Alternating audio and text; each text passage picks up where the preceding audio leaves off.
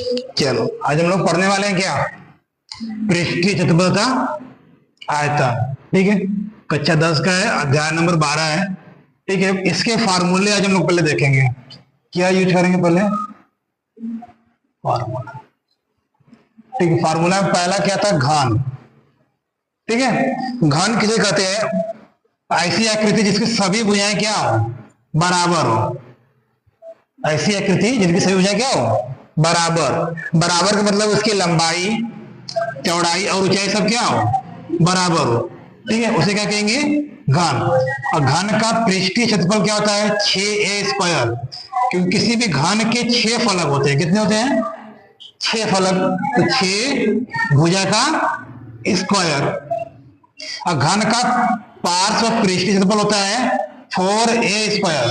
4a² का मतलब होता है घन का जो सतह होता है, निचली सतह, वो होता है वर्गाकार।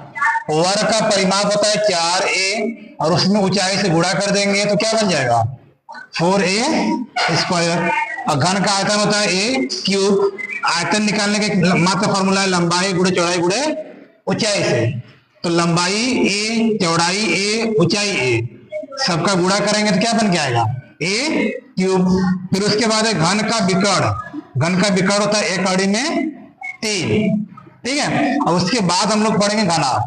ठीक है, घनाभ क्या होता है, ऐसी आकृति जिसकी लंबाई, चौड़ाई और ऊंचाई सब क्या होते हैं, अलग अलग।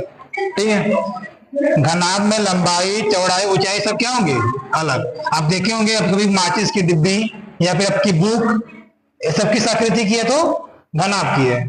ठीक है, अब घनाभ का पृष्ठीय क्षेत्रफल क्या होता है, 2 कोष्ठक में लंबाई LB + BH + LH। ठीक है, क्योंकि इसमें 2 लंबाइयां, ठीक है, और 2 चौड़ाई, फिर 2 चौड़ाई फिर 2 ऊंचाई ऐसे बन के आते हैं, इसलिए 2 कॉमन निकल जाता है। ठीक है, यहाँ पर फिर उसके बाद है घनाभ का पृष्ठीय क्षेत्रफल। पृष्ठीय क्षेत्रफल का मतलब पार्श्व पृष्ठीय क्षेत्रफल। घनाभ का पार्श्व पृष्ठीय क्षेत्रफल कैसे निकालेंगे, घनाभ के निचले सतह का जो भी परिमाप होगा, और घनाभ की निचले सतह का जो सतह होगा वो एक आयताकार होगा। क्या होगा, आयताकार।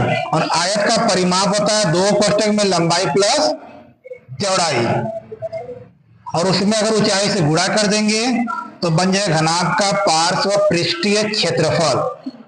ठीक है, फिर आएगा घनाभ का आयतन। आयतन वही है लंबाई गुणे चौड़ाई गुणे ऊंचाई। फिर है घनाभ का विकर्ण। अब विकर्ण के लिए कड़ी में L² + B² + H²। ये यहां तक आप ले लीजिए नोट, फिर उसके बाद स्क्रीनशॉट।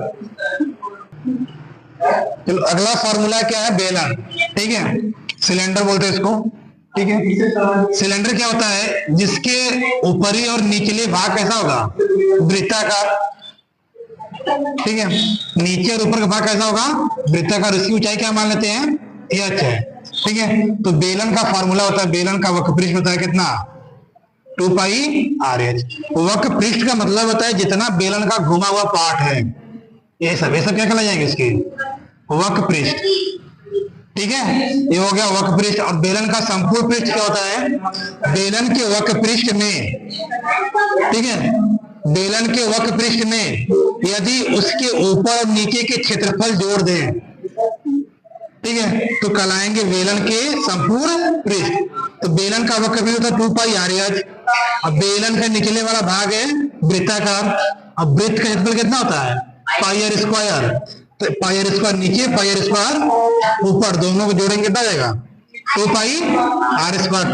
2πr कॉमन चला गया, h + r बच गया। ठीक है, फिर आता है बेलन का आयतन। बेलन का आयतन होता है बेलन का निचले भाग का क्षेत्रफल यानी πr²।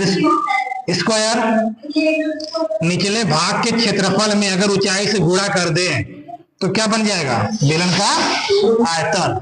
ठीक है, आयतन के लिए हमेशा याद रखिएगा कि किसी भी चीज का आयतन निकालना है तो उसके क्षेत्रफल में उसकी ऊंचाई से क्या कर देना है, गुणा। ठीक है, तो बन जाएगी आयतन। किसी का भी आयतन निकालना है आपको। ठीक है, ये था।